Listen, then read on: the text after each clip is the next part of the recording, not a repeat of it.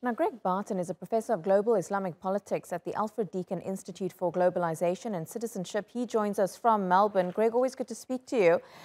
I'd just like to understand who exactly is this Daesh-affiliated group that's claimed responsibility for Thursday's attacks? What do we know about them, their beliefs, and what they hope to achieve in Afghanistan?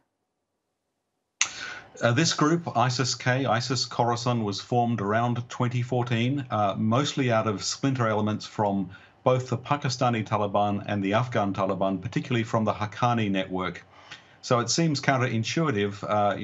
These are people linked to Al-qaeda, but now aligned with Islamic State as a full-blown branch. Both Al-qaeda and Islamic State have gone to having a branch model. It's working very well for them in Africa. And this group in Afghanistan has been small but very persistent, particularly in the east, particularly in Kabul, in the capital, and in Jalalabad.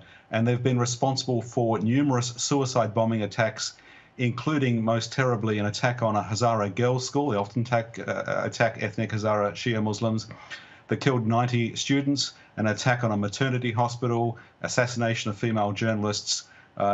They are even more brutal in their approach than the Taliban, and they are clearly trying to embarrass the Taliban and draw people away to be recruited to their group. Do we know what kind of relationship they have with the Taliban? We know that they're, on the face of it, bitter rivals, but we also know that they've drawn their ranks primarily from people who were previously with the Taliban, and there's never complete certainty about how this bitter rivalry plays out. There are some reports that in some provinces, Isis-K and Taliban may even cooperate. And it may well be that Isis-K is using this moment when the Taliban is overwhelmed, taking charge of a country, to leverage some space for themselves. It may be that they're trying to embarrass the Taliban. It's also possible that the Taliban may have allowed something to happen to put pressure on the Americans. Anything is possible in this chaotic context. But it does seem from the claim from Islamic State Central and from Isis-K, this is their work directly. The circumstances that made it possible are not clear. It has to be acknowledged, though, given the chaos at the airport, a suicide bombing is a very hard thing to prevent. And Greg, the Taliban has commented on what's been happening at the airport, and they said when foreign forces leave, attacks will cease. Do you think this will actually happen? No, I don't. I wish it would happen. And I think as much as I neither trust the Taliban in terms of their intent or in their capacity to carry out what they may wish to do, we have to find a way of negotiating and working with the Taliban. If we can keep Hamid Karzai International Airport open and possibly airports in other cities open to international travel, there's a chance that those who can't get out in the airlift that ends this weekend may find another way out, and that the Taliban may even allow them to leave if they're under pressure to have better relations with their neighbours and with international donors. So it's a strange situation. I don't think the Taliban should be trusted in terms of either their intent or their capacity. Clearly, they don't have the capacity to control Isis-K in the capital. Nevertheless, it's important to try and work with them to minimise both their brutality and the brutality of other groups like Isis-K. Yeah, it's a really strange situation indeed that seems to be changing, not even daily, but hourly at this point. Are there now rising fears that there will be more global attacks once America has fully withdrawn its troops from Afghanistan? There certainly are rising fears of global attacks. I mean, there's several things we should be concerned about. Firstly, this triumph, as the Taliban puts it, after 20 years of struggle, is a tremendous endorsement to the jihadi cause in the eyes of jihadi fighters across Africa, the Middle East, and Asia.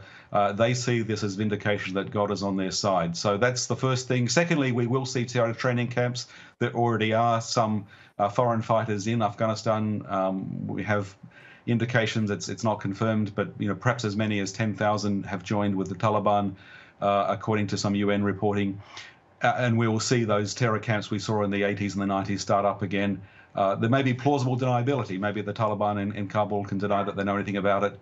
We're also going to see a really messy situation as we try and negotiate with the Taliban regime and try and mitigate the harm that they do and force them to be more accountable.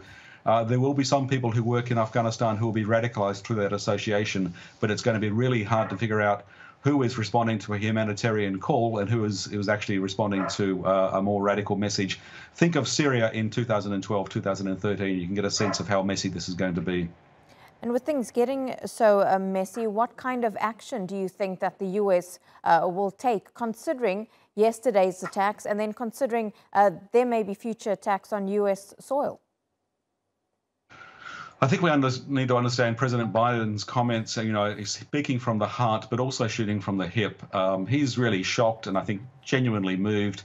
But the reality is the US closed off their options for counterterrorism operations when they shut down Bagram Air Base in early July. And then when they shut down the CIA station and the US Embassy weeks ago, that they don't have good options for intelligence or counterterrorism operations on the ground. Yes, they can call in drone strikes, but without the ground-based intelligence, they're even more likely to go wrong, even more likelihood of innocent civilians being killed. So really no good options. I mean, serious intent in terms of a desire to try and respond to this terrorist attack, but I don't think any good tools left to respond to it with. Greg, Barton, fantastic as always to get your analysis live to us there from Melbourne. Thank you.